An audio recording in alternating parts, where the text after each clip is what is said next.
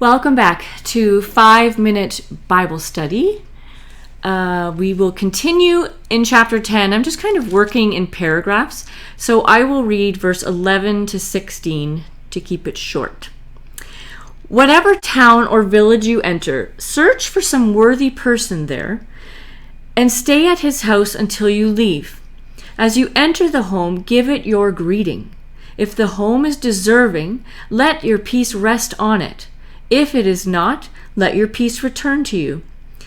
If anyone will not welcome you or listen to your words, shake the dust off your feet when you leave the home or town. I tell you the truth, it will be more bearable for Sodom and Gomorrah on the day of judgment than for that town. I am sending you out like sheep among wolves. Therefore, be shrewd as snakes and innocent as doves. All right. So, I like that he says, you're not going to know where you're going to go. You're not going to know where you'll end up. It's going to be lots of travel, lots of walking. You're going to many places. But when you're doing that, I want you to search, to look, make an effort to find people to tell the gospel to. That is not how I live. But he says, search, look, make an effort, invest time and energy. Don't just talk to the ones that are easy to find. This is on you. Your job is to look and find. And also find someone worthy to give the gift of staying there. Some extra time with you, your teaching, because you get a little bit more from someone if they stay in your home. So stay with this person for the duration of your visit. If they've shown interest in you, interest in me, and in the gospel, stay with them. Because generally you're going to be moving around a lot. You're not going to have a home base. But when you're in a spot for a few days, choose one place to stay. People will know where to find you, and you can be counted on. And I wondered what makes a person worthy to stay with. So I just wrote down words like, were they welcoming? Were they warm? Were they a follower? Were they loving of God? Were they open to the message? But I guess the disciples would have understood what Jesus was looking for. And he says, when you enter their home, give them a warm greeting. Bless them. Wish them well and good health. Show that you are loving and that you are of me. And I am love. So show that you are loving.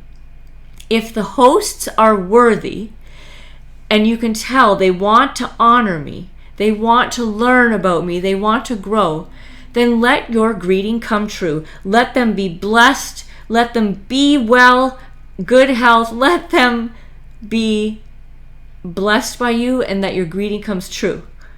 But if they aren't open to you, if they aren't open to the message that you carry, if they're not open to what I've told you to do, then let it simply be words and not a reality.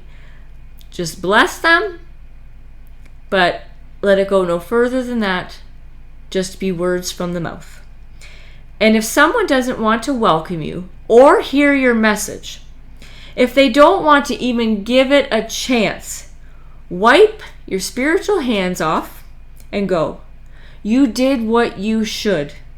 You tried to tell someone about me and the good news. You've done your part. You can't do their part too. But you've done your part. So your job is done. There's no fight or push or whatever. Just leave it with them. Sodom and Gomorrah, who I remember from the Old Testament, they did a horrible thing. And they paid the price for it. And it was terrible. And they will still be judged in heaven. But you'd rather be them than be someone who rejected the truth or news about me. They are in a much better position. Sodom and Gomorrah are in a much better position than the person or group who rejected the good news. And one more thing. On your way out, guys, don't think it will be pretty or fun. It's like I'm sending you out into an orchard, late into a cold winter where there's been no food for a long time and there are hungry and starving coyotes looking for something. That's what this experience is. That is what it should look like. If it's all kumbaya, maybe something's missing. So have good judgment. And I Googled other words for good judgment, and it said sharp powers of judgment, wisdom, discerning, awareness. So have good judgment, wisdom, awareness, discernment. But also be soft, gentle, innocent as doves. They are beautiful and they are known for their gentleness. And a dove was used by God to see if hope had arrived. If you remember on the ark, they sent out a dove to see if it could find land.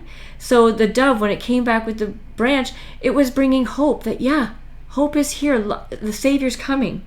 And so be both. Be on your guard, but also not guilty. Don't be deserving of harm.